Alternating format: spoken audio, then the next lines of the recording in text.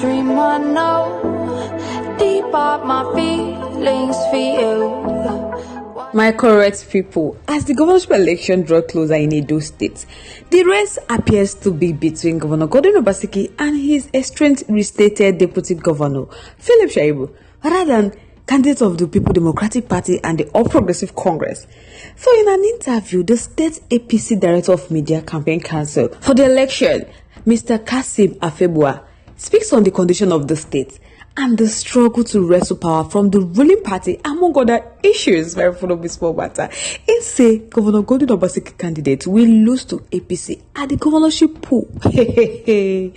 My people have a small begin, but if I go bring the matter, I go like welcome on at my wonderful channel, Reality Latest Gist, your home of news and politics. Thank you so much for joining us on today's news. If today is your first time of watching, kindly subscribe, like, comment, share, but don't forget to turn the notification bell to get notified whenever we drop our video. To all our amazing subscribers, thank you so much for joining us.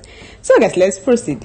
My people, when Kasim Afebua was asked that what was his take of the restated deputy governor, Philip Shaibu's statement that Governor Godwin Obaseki was why he joined the PDP and he's back to the APC, Kasim said that Philip Shaibu, as the deputy governor of Edo State, was restated by the court of law. So it is expected that he will join all the offices.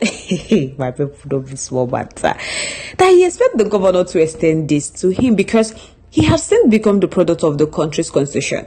He is not the product of the whims and caprice of the governor. They are in a lawful society. So it is natural for him to get all the full benefits of his office as the deputy governor, irrespective of the fact that he has defected to the APC. My people is for matter. When he was also asked that can he confidently say that Philip Shaibu's benefits have been restored to him, including the security details from the Inspector General of Police since the court restated him as the deputy governor?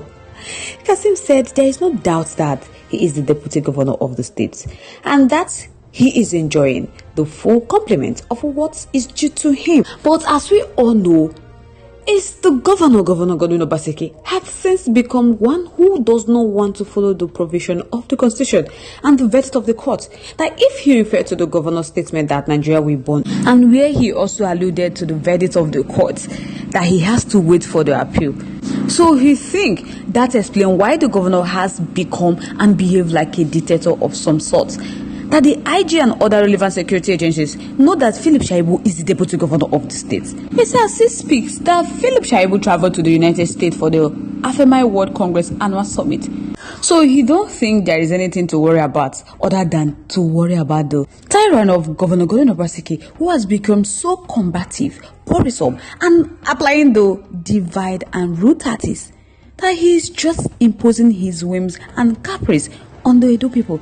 That is why they have to resist Governor Godwin Obaseki from producing a successor who will behave like him. I would not be swearing gay.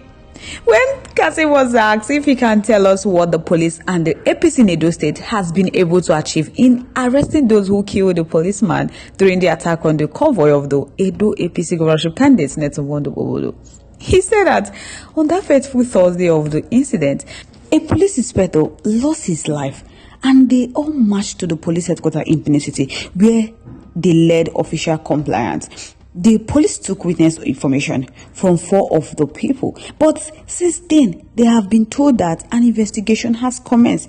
So they were told that the Edo state government quickly asked some of the persons identified as perpetrators to leave the state.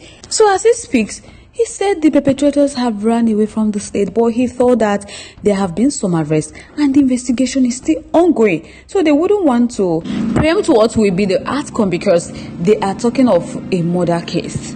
They ambushed and attacked the convoy and killed a serving police officers.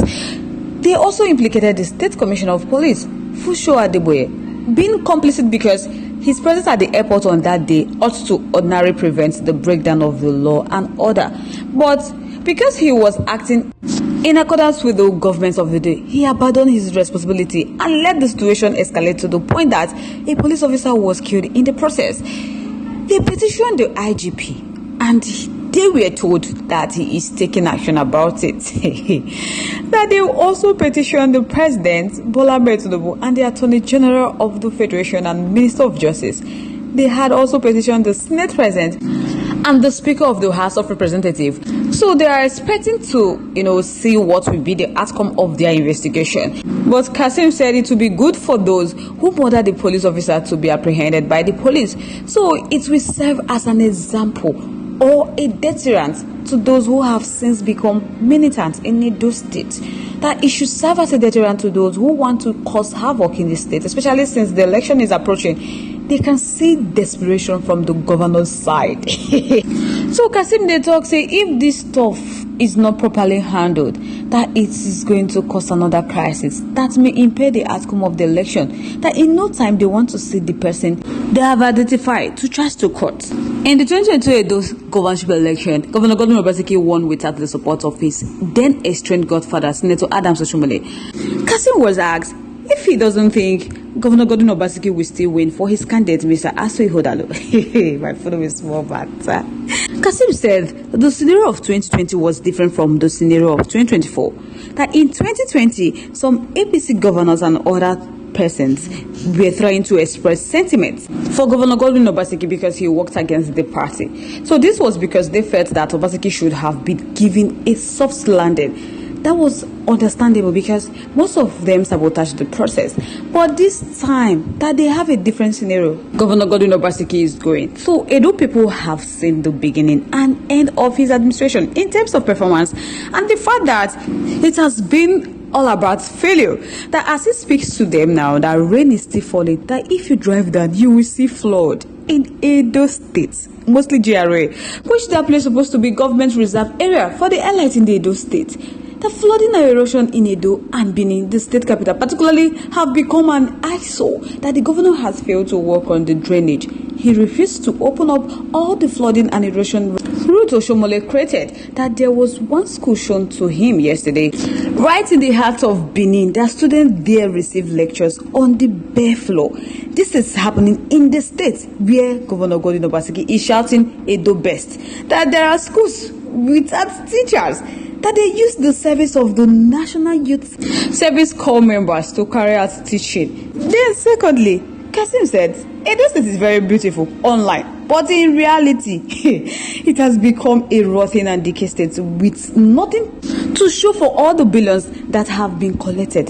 That they should not forget that Edo State is ranked number 6 in the hierarchy of the state, indebted according to the Debt Management Office to the tune of 539 billion. So this is happening at a time when revenue and collection from the federal government plus internally generated revenue. Why people don't be small, but when he was asked, is it true that APC has been planning to manipulate the governorship election in Edo State as the PDP alleged?